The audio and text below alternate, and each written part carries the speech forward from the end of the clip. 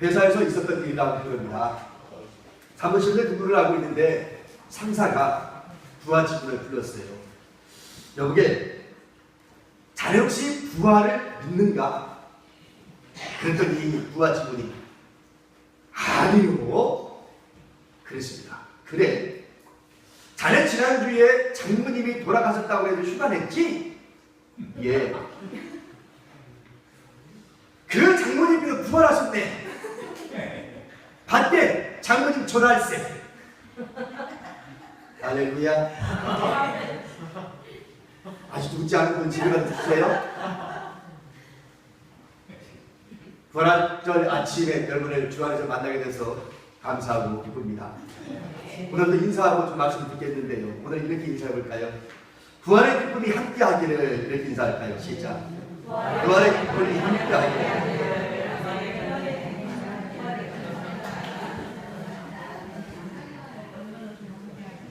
예를 읽어보겠습니다. 리더스 다이제스트라고 하는 세계적인 유명한 잡지가 하나 있습니다. 이 잡지에 소개된 글이 하나 있어서 먼저 여러분들에게 소개를 좀 할까 합니다. 오천만에 한 할머니가 있었습니다.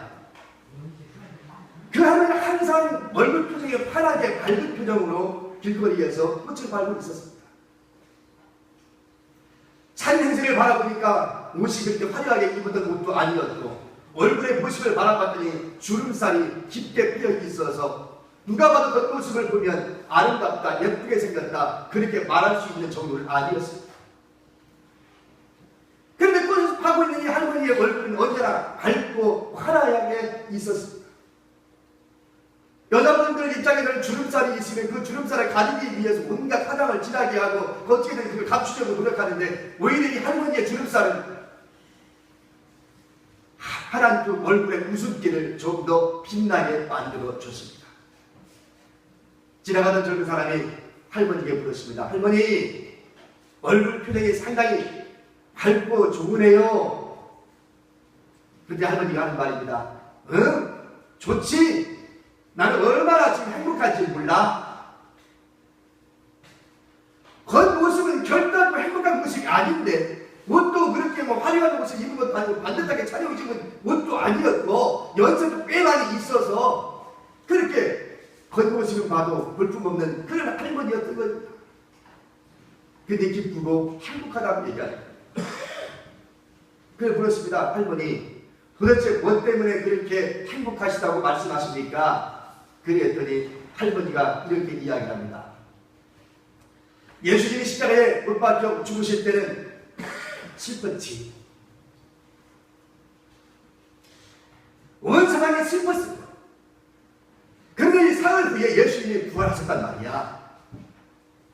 나도 인생 가운데 살면서 나도 지금까지 수없이 많은 어려움들이 있었는데, 집안에 불만이 생기거나 자식들에게 무슨 잘못된 일이 벌어질 때마다 나는 딱 3일만 근심한다네. 왜? 3일이 지나면 예수님이 부활했기 때문에. 3일만 딱 근심하고 3일 딱 지나고 나면 그 근심 덕지 다 잊어버린다는 거예요. 그 예수님의 부활이 내가 오늘 이렇게 행복한 웃음을 지으면서 살 수 있게 되었다네, 이렇게 얘기합니다. 오늘 이 아침에 부활의 말씀을 듣는 이 아침, 깊이 새겨볼 그런 예화라고 저는 봅니다. 사람이 살면서 어찌 근심과 걱정 없겠습니까? 애써 우리 마음속에 잊어버려야지 해도 인간인지라 잊어먹지 못하는 부분도 얼마나 많은지 몰라요. 그래서 머리 싸매고 근심하고 걱정하고 불안에 떨고 이렇게 사는 사람들이 얼마나 많은지 몰라요. 예수님은 분명히 말합니다. 너희가 염려하지 말라. 한 날 괴로움은 그날에 족하니라. 예수님은 해가 넘어가기 전까지 근심과 걱정을 다 버리라고 이렇게 이야기하고 있지만, 사실상 우리 인간적으로 바라보면 결국 쉽지는 않아요. 신의 경지에 들어가 있는 사람이라면 몰라도 어찌 그것이 말처럼 생각처럼 쉬울 수 있겠습니까? 더욱다른 현실적으로 이야기하면 이 할머니가 더 현실적이라고 저는 봅니다. 딱 3일만 근심하고 3일만 지나고 나면 나 다 잊어버렸다. 왜? 예수님이 부활했잖아. 예수님이 부활했는데 내가 왜 근심하고 걱정하냐 이 말이죠. 할렐루야. 정말 현실적인 할머니의 고백이라고 저는 믿습니다. 예수님의 부활이야말로 온 인류에게 참된 신앙을 안겨가 주었습니다. 어디 인류뿐만 아닙니까? 여기 계신 저나 여러분 개인적으로 내 가정적으로 봐도 그동안 살면서 정말로 예수님의 부활에 내게 준 그 기쁨과 감사 이루 말할 수 없는 것이죠. 여러분이나 나랑 똑같아요. 살면서 근심 걱정거리 왜 없겠습니까? 하지만 그 예수님의 부활에 따라가는 이 부활의 믿음을만 생각하면 어디서 힘이 생기는지 가슴속에서 힘이 쏟아 올라옵니다. 여러분 어때요? 여러분 마찬가지입니까? 예수님의 부활만 생각하면, 예수님의 부활만 믿기만 하면 내 속에서 힘이 쏟아 올라옵니다. 예수의 부활은 단순히 한 분이 죽었다가 살아났다는 정도가 아닙니다. 오늘 우리가 읽었던 이 본문의 이 사건은 여인들이 부활하신 예수님을 경험한 많은 사람들에게 전해져서 오늘날까지 저나 여러분이 이 자리에 와서 예수님을 영접하고 믿을 수 있는 자녀가 되게 만든 단초를 제공해 줍니다. 본문을 읽어보면 어떻게 예수님을 부활을 경험했고 그 부활하신 주님을 어떻게 저들은 지속적으로 그 신앙을 유지했으며 어떻게 그 부활의 소식을 다른 사람들에게 전할 수 있었는지들을 분명하게 보여줍니다. 오늘 우리는 제목을 부활의 삶을 사십시오 라고 저는 제목을 잡았습니다. 부활의 삶을 사십시오. 여러분 질문해 보겠습니다. 여러분 예수님의 부활하심을 분명히 믿습니까? 네. 정말 믿습니까? 네. 그렇다면요 이 부활의 주님을 믿는다면 오늘 우리의 생각, 말, 행동, 모든 면에서 달라지게 될 것입니다. 예수님의 부활을 경험한 사람 치고 영향력을 받지 않은 사람은 전 세계적으로 아무도 없습니다. 나는 부활절만 되면 생각나는 것이 하나가 있습니다. 꽤 됐습니다만 중국에 갔을 때에 그 중국 선교사님이 나한테 말하기를 목사님 제가 갔을 그 당시에 올해 처음으로 부활절 연합 예배를 드렸습니다. 이렇게 말하는 건 지금도 잊어보지 못하고 있습니다.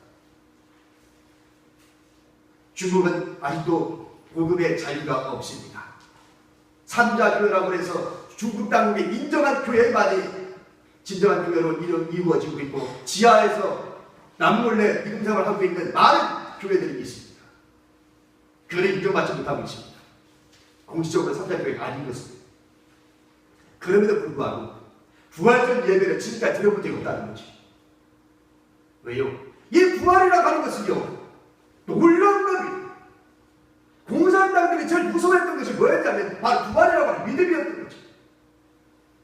여러분 부활의 믿음을 가진 사람은요 오늘 히브리서 11장 우리가 살펴봤던 것처럼 이런 사람은 세상이 감당하지 못했노라 그렇게 말합니다. 부활의 믿음을 갖고 온갖 반지를 받고 핍박을 받아도 부차히 생명을 연명하지 아니하고 끝까지 죽음을 불사하고 순교를 당했던 초대의 그리스도인들의 모습은 어디에서 왔을까? 바로 부활의 믿음 때문에 가능했던 겁니다. 부차히 목숨 구걸하지 않았습니다. 내가 죽어도 예수님이 부활했던 것처럼 나 또한 부활하게 될 것이라는 믿음을 가지고 있었기에 그들은 부차히 구걸하지 않았던 겁니다. 부활은 이렇게 위대한 능력이 있습니다. 위대한 힘이 있습니다. 그러니 세상이 이런 사람을 감당하지 못했다라고 말씀하고 있기에 공산당들은 이런 믿음을 가지고 있는 사람들은 당연히 제가 아니었습니다. 여러분 사람이 살면서 제일 무서운 사람이 누구예요? 너 죽고 나 살자 하는 사람 무섭지 않아요? 너 죽고 나 죽지 않은 사람이 무섭지. 그죠? 나 살고 너 죽자 이것도 무섭지 않아요? 너도 죽고 나도 죽자 이렇게 생각하고 덤벼드는 사람들이 감당할 수 없어요. 그래서 내가 죽어도 부활할 수 있다는 믿음을 갖고 이 죽음도 불쌍하지 않겠다고 하는 바로 이런 믿음을 가진 사람은 세상이 감당하지 못한다고 말합니다. 여러분 오늘의 이 부활의 이 믿음은 우리가 어떻게 만날 수 있고 경험할 수 있고 어떻게 살 수 있을까요? 그 첫 번째는요 죽어야 부활한다는 사실입니다. 여러분 부활의 영광을 얻기 위해서 첫 번째 할 일이 뭐예요? 죽어야죠. 오늘 주일학교 분방공부 시간에 선생님이 주일날 아침이다 시기는 또 부활절이었기 때문에 예배가 마친 다음에 분반 나누어서 공부를 하고 있었습니다. 선생님이 아이들에게 물었습니다. 여러분, 오늘은 예수님이 부활하신 날입니다. 오늘 우리 어린이들도 예수님이 부활한 것처럼 우리도 부활하고 살아야 돼요. 그럼 부활을 하려면 우리는 어떻게 해야 될까요? 그러니 한 아이가 선생님! 말씀 열심히 읽으면 돼요. 그래, 맞아. 똑똑하게 잘 얘기했다. 선생님, 기도 많이 해야 돼요. 그래, 그것도 좋아. 선생님, 착한 일을 잘하고 많이 하고 살면 돼요. 그래, 그것도 좋아. 저마다 이렇게 이야기를 하는데 어떤 아이가 손을 번쩍 들더니 선생님, 그래, 너 말해봐. 죽어야 돼요. 죽어야 된다라고 하는 그 말에 다른 아이들이 깔깔깔깔깔 웃었습니다. 그래서 지나고 나니까 그게 정답인 거지. 여러분, 부활은 어떻게 생깁니까? 죽음이 없이 부활이 있을 수 있나요? 그죠? 여러분, 부활이라는 것이 성립을 하려면 죽어야 될 거 아닙니까? 죽지 않고 어떻게 부활이 있을 수 있어요?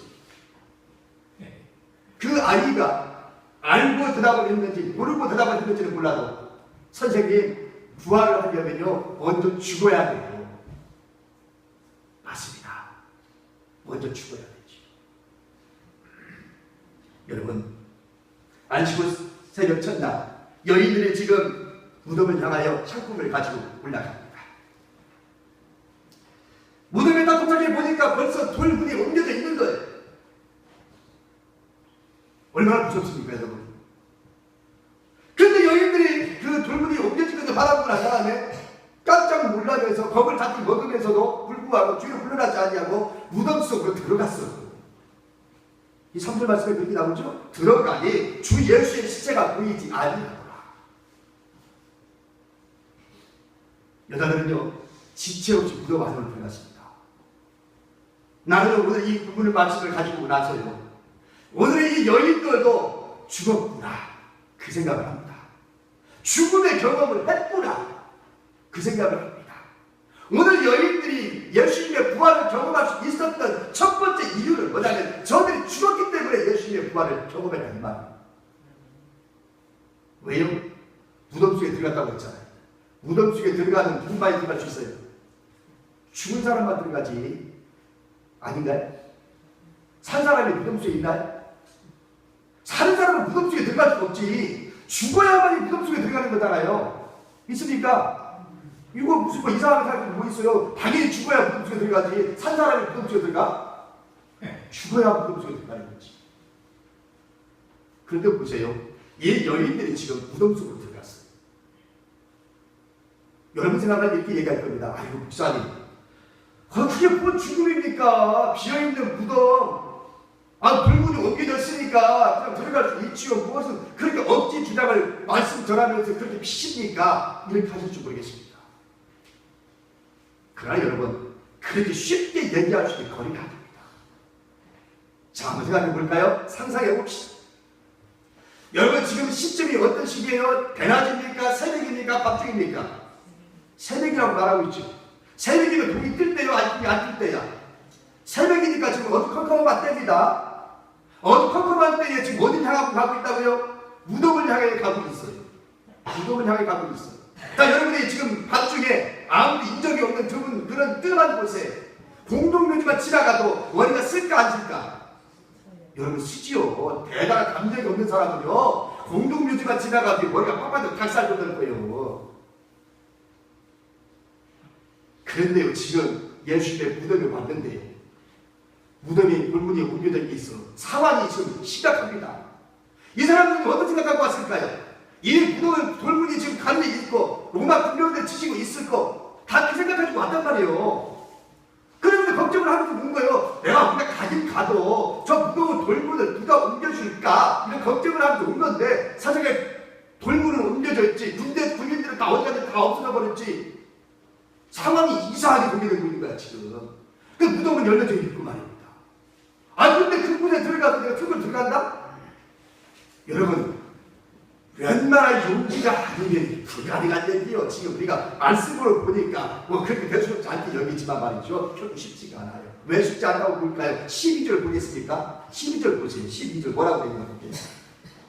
자, 12절 보겠습니다. 베드로는 일어나 무덤에 달려가서 구부려 들여다보니 새밥구만 보이는지라 그된 일을 놀랍게 여기며 집으로 돌아가니라 라고 말씀이 나옵니다. 그렇죠? 여인들이 부활하신 예수님을 그 흰옷 입은 두 사람이 찬란하게 옷 입은 두 사람이 왜 죽은 자를 산자를 죽은 자 가운데 찾느냐라고 하는 소리를 듣고 그는 여기 계시지 아니하고 살아나셨느니라 라고 말을 합니다. 그러면서 얘기합니다. 하나님의 말씀을 기억해라. 살았을 때 갈릴리에 있을 때 예수님이 하셨던 말씀을 기억하라. 그리고 가서 전해주라. 제자들한테 그 말씀을 갖고 여인들이 내려왔어요. 내려와서 누구한테 말 전했어요? 제자들에게 전했어요. 사도들에게 전했단 말이죠. 우리가 올라갔더니 이런 일이 있었다고 자초지종을 쭉 이야기하면서 사도들에게 전했단 말이죠. 그랬더니 뭐라고 그랬어요? 자, 어디 보냐면 11절 볼까요? 사도들은 그들의 말이 컸다라는 것이 들려 믿지 아니하라. 믿었다고 그랬어요? 안 믿었다고 그랬어요? 사도들도 여인들의 전한 말을 믿었다 안 믿었다? 안 믿었다. 그런데 수제자 베드로는요 달랐어요. 다른 제자들 말을 달랐어요. 역시 수제자답게 베드로는 여인들의 그 소리를 듣자마자 뛰어갔더라. 어디며? 무덤으로 뛰어갔는데 무덤까지 왔어요. 무덤까지 왔는데 문제는 무덤 속에 들어갔어요? 안 들어갔어요? 안 들어갔어요. 여러분 잘 보세요. 12절 말씀을 보세요. 뭐라고 했다고요? 베드로가 도착해서 구부려 들여다보니 그랬다고. 밖에서 앞으로 빼꼼히 쳐다봤다 이 말이에요. 저 무덤 속을 갔다가 베드로는 가지 들어가지 못했어요. 들어가지 못하다가 밖으로 쭉 고개 쭉 빼가지고 쳐다봤더니 새밥구만 놓여져 있는 것만 확인한 거예요. 감히 무덤 속에 들어가지 못했다고. 그 여인들 소식을 듣고 줄달리기를 하면서 막 가는질 해가지고 왔으면 그 허겁지겁 그 정신 갖고 들어가야지. 왜? 사실인가 아닌가 확인해야 되니까. 여인들이 이상한 말을 나한테 와서 했으니까. 그런데 들어갈 수가 없었어요. 감히 남다했던 베드로도 다혈질적인 성격을 가진 베드로도요 감히 그 무덤 속으로 들어가지 못했다고요. 예? 그런데 여인들이 어땠다고 했어요? 들어갔다고 했잖아요. 말은 쉬워도 쉬울 것 같아요, 여러분. 쉽지 않아요. 나는 이 말씀을 보면서 그 생각을 해본 겁니다. 여인들의 이미 무덤 속에 들어간 그 직후에 벌써 이들은 죽었구나. 목숨이 끊어진 건 아니지만 이미 간접 경험을 한 거구나. 왜 죽음의 공포를 이미 그 속에서 경험한 거예요. 무덤 속에 감히 들어갈 수 있었던 그 용기인데 용기가 있어서 들어가는 것이 아닙니다. 겁이 덜컥 났지만 벌벌벌 떨면서 들어가는지 이미 들어가는 순간 그들은 죽음의 공포를 경험을 한 겁니다. 그래서 그들은 무엇을 경험해요? 예수님의 부활의 소식을 접하는 그 부활의 경험을, 부활을 경험한 것은 죽었기 때문에 경험한 거예요. 죽음을 경험하지 못한 사람은 절대로 예수님의 부활을 경험할 수가 없습니다. 그러므로 여러분, 부활의 주님을 우리가 만나기 위해서, 여러분과 내가 부활하기 위해서 우리는 먼저 어떻게 해야 된다고요? 죽어야 됩니다. 뭐가 죽어야 될까요? 이름을 성질이 죽어야지. 이름을 성질이 죽어야지. 할렐루야. 우리는 교만이 좀 죽어야지. 에? 잘난 자리에 교만이 죽어야지. 그리고 혈기를 좀 죽여야지. 에? 귀가 조금만 무슨 말 말하면 루루 해가지고 혈기방장한 그 혈기 죽여야 돼. 고집도 죽여야 돼. 승질도 죽여야 되고 내가 사는 일반적 내 인생의 계획도 죽어야지. 이런 거 죽지 않고는 내가 다시 태어날 수 없습니다. 과거 내가 예수 믿기 이전에 그 습성과 예수 믿기 이전에 예수님 마당기 이전에 그 잘못된 세상적인 받았던 그 모든 것들을 내가 죽어지지 아니하면 절대로 나는 부활하신 예수님을 만날 수 없다는 얘기입니다. 오늘 이 시간 여러분 죽어야 될 것을 다 죽여버릴 수 있기를 죽어야 합니다. 네? 내가 죽지 않고 어떻게 예수님을 만날 수 있어요? 내가 죽어야 예수님 내게 온다는 사실을 믿을 수 있기를 죽어야 합니다. 그 다음에 두 번째는 말씀을 기억해야 한다는 거예요. 말씀을 기억해야 됩니다. 여러분, 부활의 소식을 전해서 찬란하게 옷을 입은 두 사람이 나타나더니 이 여인들에게 이렇게 이야기합니다. 이르시기를 7절 말씀입니다. 인자가 죄인의 손에 넘겨져 십자가에 못 박히고 제3일에 다시 살아나야 하리라 하셨느니라. 이 말씀을 기억하라는 거죠. 여인들에게 갖다고 하는 말이요, 하나님의 말씀을 기억하라, 예수님이 하신 말씀을 기억하라. 그 내용이 뭐라고요? 금방 읽었던 7절 말씀. 이르시되 인자가 죄인의 손에 넘겨져 십자가에 못 박히고 제3일에 다시 살아나야 하리라 하셨느니라. 이 말씀을 기억하라는 거죠. 두 사람이 이런 이야기를 하니까 이 여자들은요, 과거에 예수님이 했던 그 말이 떠올랐어요. 이 말씀이 떠올랐어요. 전혀 말을 생각하지도 않았어요. 단지 이 생각, 어떤 생각까지 갔었냐면, 그래도 예수님의 사랑에 감복해서 예수님의 시신에다가 향품이라도 발라드려야지 라고 하는 마음 갖고 간 거야. 말씀 기억하고 예수님이 부활할 것이라고 하는 그 이전에 했던 예수님의 말씀 기억하고 간 게 아니에요. 이 여인들이 예수님이 부활할 거라고 하는 이미 예수님이 하셨던 그 말씀을 기억하고 간 게 아니라고. 그냥 간 겁니다. 향품에 몸에 발리려고 그 마음 갖고 말입니다. 그런데 지금은 뭐라고 해요? 말씀을 기억하라고 얘기해요. 말씀을 기억하라. 여러분, 부활의 주님을 만난 이후가 그런 단회적인 사건입니다. 예수님이 2번 부활했나요? 다 한 번 부활했습니다. 예수님의 부활은 단 이론적인 사건입니다. 그런데 그 이론적인 부활의 사건이 오늘 우리가 내가 죽을 때까지 이 부활의 기쁨과 부활의 믿음이 지속되게 가려면 절대적으로 필요한 것이 있는데, 그것이 뭐냐면 바로 말씀. 하나님의 말씀. 예수님이 하신 말씀을 기억해내는 일. 이건 절대적으로 필요한 겁니다. 왜냐? 하나님의 말씀은 뭐가 있어요? 생명력이 있기 때문에 그렇습니다.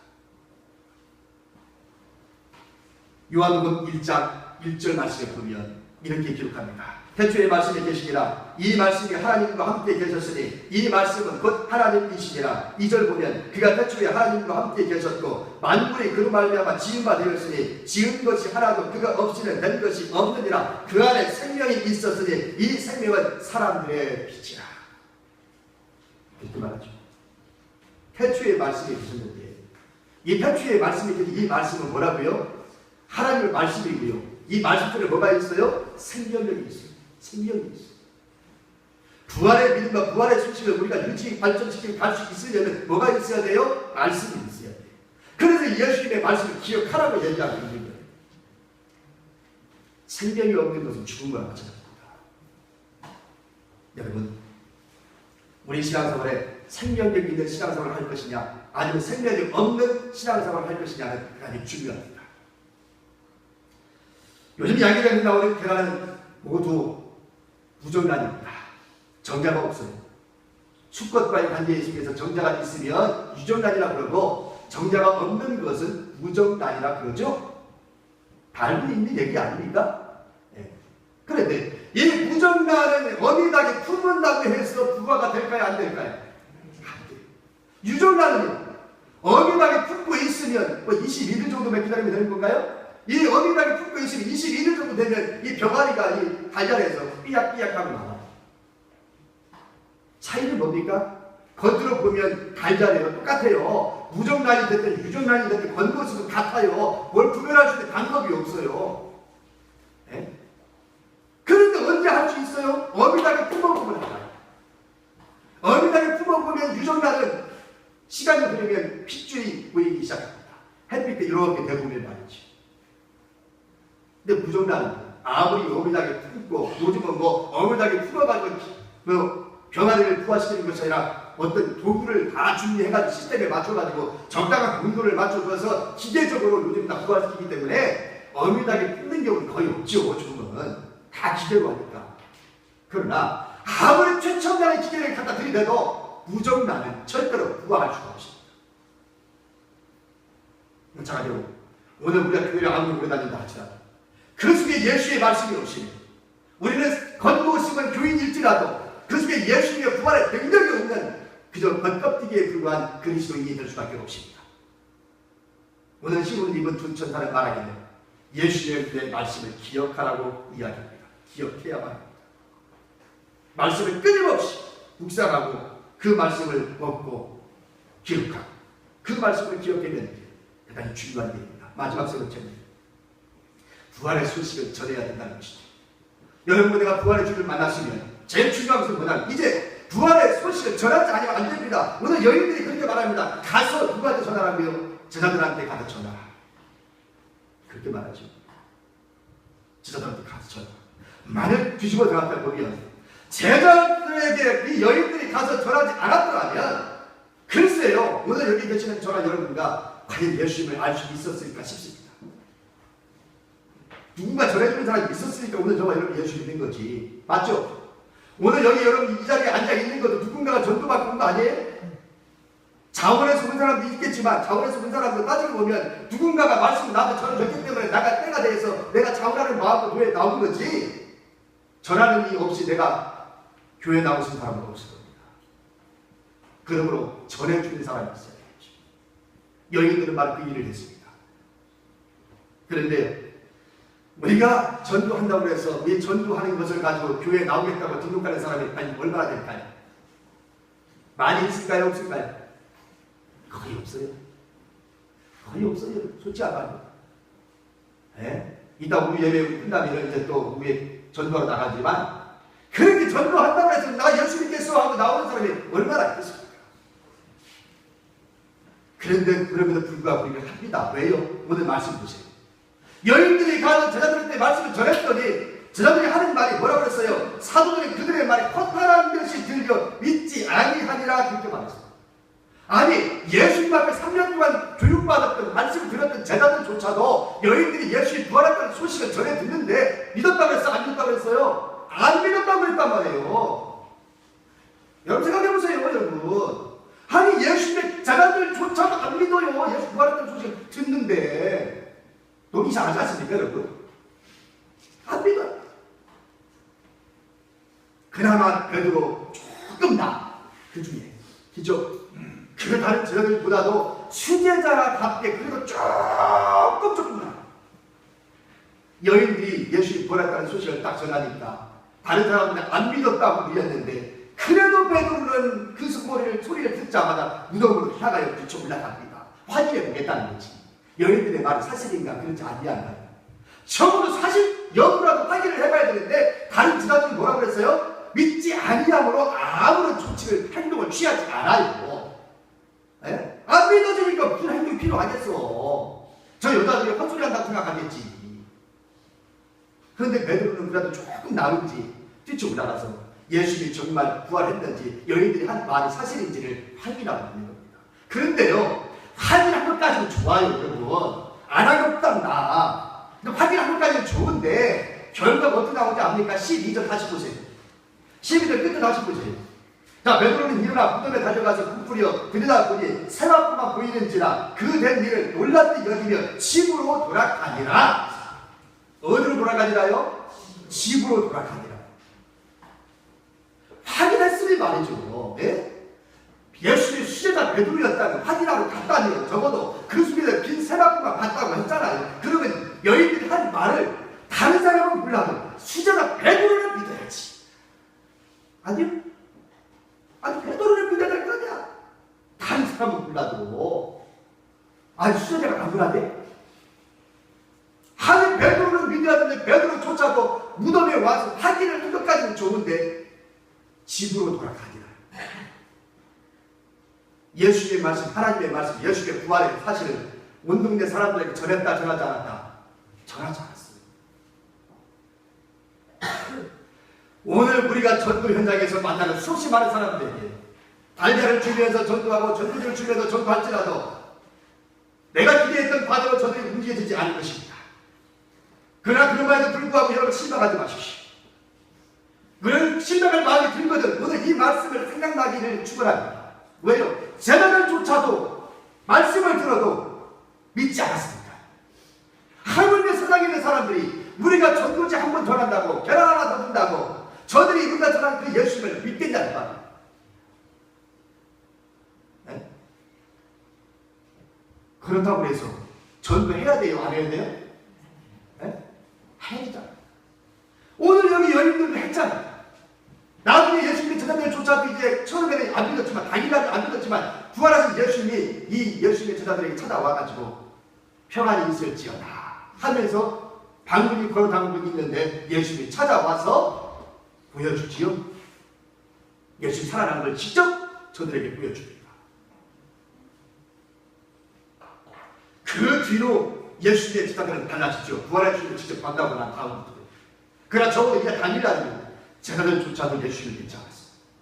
그러면 오늘 우리가 복음의 현장에서 여러분이 나가서 전도지를 주고 복음의 전도를 할 때에 그 당장 내 앞에 있는 당장은 열매가 거두어지지 않을지라도 하나님의 말씀이 살아있고 운동력이 있어 좌우의 말씀 어떤 권고가도 예리하여 관절과 혼과 영혼을 찔러 쪼개기까지 하며 라고 하는 그 말씀을 믿는다면 지금 당장은 열매가 없을지라도 우리의 복음 전도가 언젠가 열매가 있을 줄로 믿습니다. 그 믿음 하나 가지고 우리가 나가서 전도하는 거예요. 할렐루야. 오늘 말씀하신 것처럼 여인들에게 나타나신 천사 가서 예수님의 부활을 전하라고 이야기합니다. 이 전하라는 이 명령은 오늘 그때 당시만 사람들에게만 적용된 말씀이 아니라 오늘 이 자리에 계신 저와 여러분 모두에게 적용된 말씀이라고 믿습니다. 이제 결론을 맺겠습니다. 고린도전서 15장 20절 말씀을 보면 바울 사도는 이렇게 이야기합니다. 그러나 이제 그리스도께서 죽은 자 가운데서 다시 살아나사 잠자는 자들의 첫 열매가 되셨도다 라고 이야기한 것처럼 예수의 부활은 온 세상에 죽어있는 사람들의 잠자는 자들의 첫 열매가 되십니다. 이제 첫 열매 되신 예수님이 첫 번째 테이프를 끌었으니까 오늘 이 자리에 계신 여러분이 이제 우리 차례입니다. 저와 여러분이 부활할 차례입니다. 예수님이 첫 열매고 이제 두 번째, 세 번째, 네 번째 우리가 부활할 차례입니다. 그러므로 저와 여러분이 먼저 하나님을 부활하기 위해서 먼저 죽을 건 죽여버리고 그리고 하나님의 말씀을 기억하시고 하나님의 말씀을 끝까지 내가 목숨이 붙어있는 그날까지 전도할 수 있기를 축원합니다.